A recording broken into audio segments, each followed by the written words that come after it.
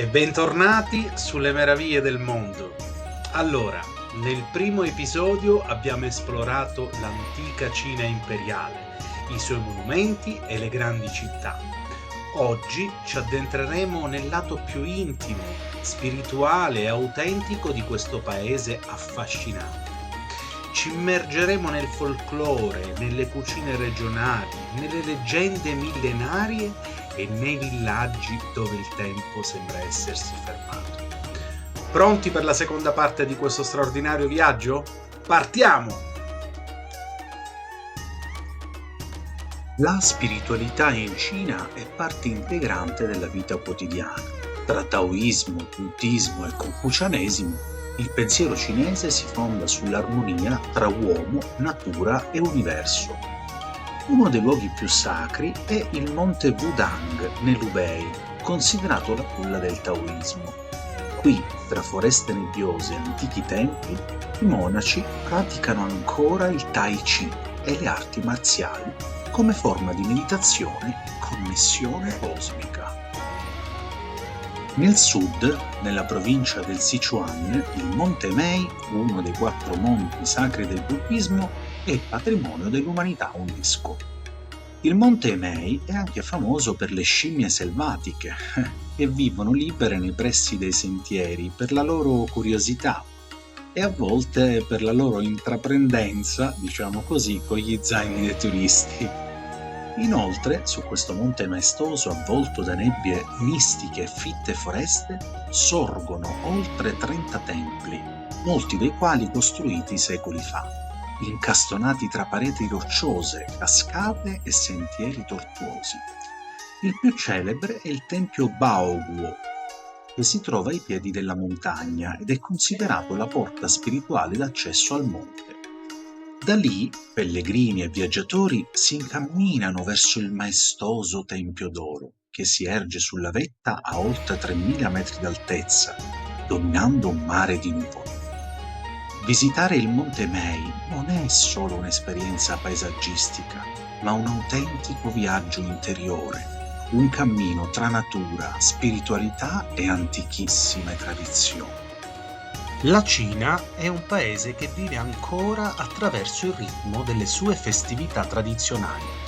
Il Capodanno cinese, conosciuto anche come festa di primavera, è il momento più importante dell'anno. Draghi danzanti, fuochi d'artificio, lanterne rosse e piatti simbolici come i ravioli ripieni portano fortuna per l'anno nuovo. A Pingxi, a Taiwan, si svolge il suggestivo Festival delle Lanterne Volanti, dove migliaia di luci ascendono verso il cielo portando desideri e preghiere. E in alcune province montuose del sud, le minoranze etniche come i Miao e i Dong celebrano riti antichi, danze propiziatorie e feste dell'abbondanza che resistono all'omologazione della modernità.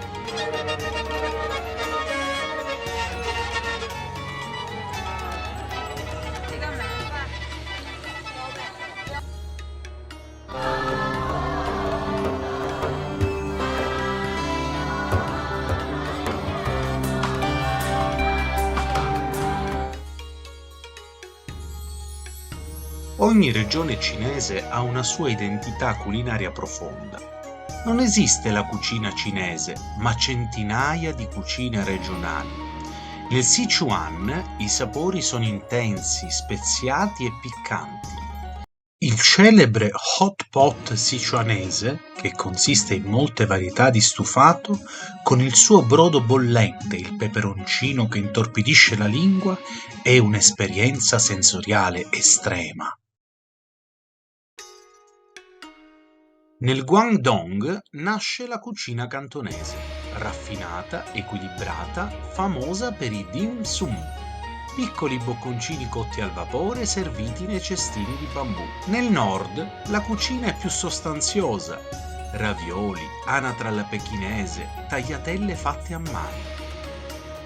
E nel sud-ovest, a Yunnan, si gustano piatti con fiori e funghi rari. La Cina è un paese dove il confine tra realtà e leggenda è sottile.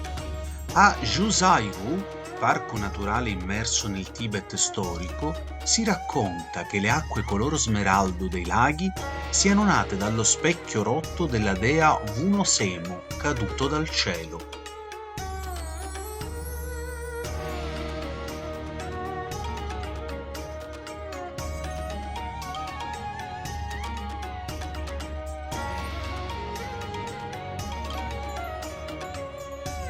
Nel villaggio di Gaoi si tramanda la leggenda di un drago che avrebbe scolpito nella montagna le scale per i suoi figli.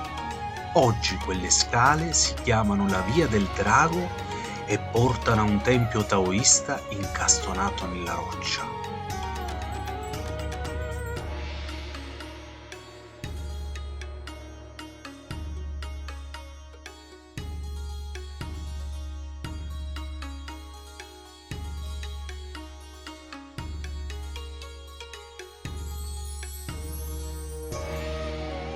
E nella remota provincia di Guizhou, i villaggi delle minoranze Zhuang e Bouyei conservano antichi rituali sciamanici tramandati oralmente da secoli, in cui le erbe, i tamburi e il fuoco diventano ponti tra gli spiriti e gli uomini.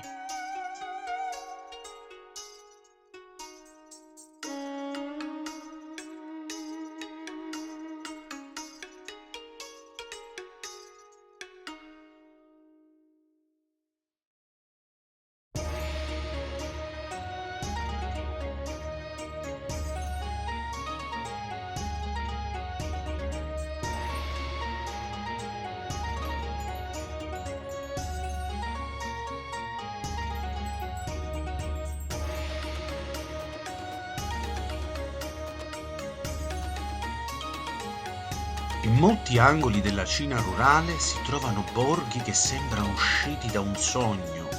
Damba, nel Sichuan, è famosa per le torri di pietra, alte oltre 30 metri, costruite secoli fa dalle tribù Qiang per proteggersi dagli spiriti maligni.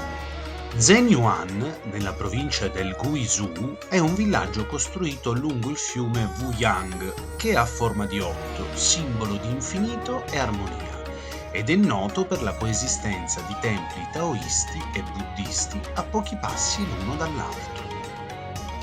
Il suo nome deriva da Zen, cioè cittadina o fortezza, e Yuan, cioè lontano. Pertanto si potrebbe tradurre come cittadina fortificata in un luogo lontano.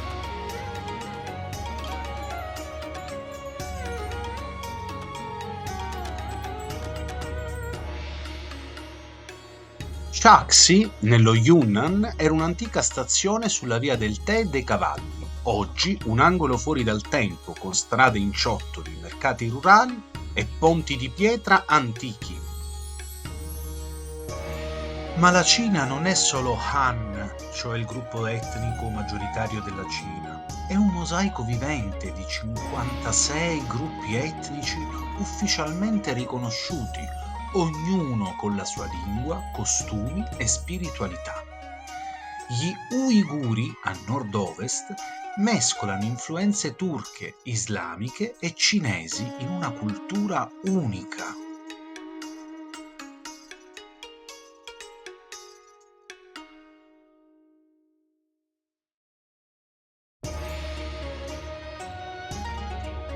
I tibetani, tra preghiere buddiste e bandiere colorate, mantengono vive pratiche millenarie nel cuore delle montagne sacre.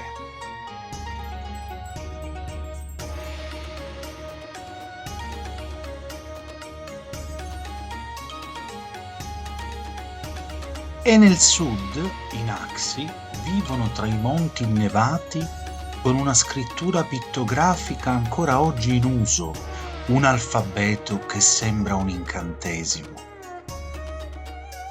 E così si conclude il nostro lungo viaggio tra le meraviglie della Cina.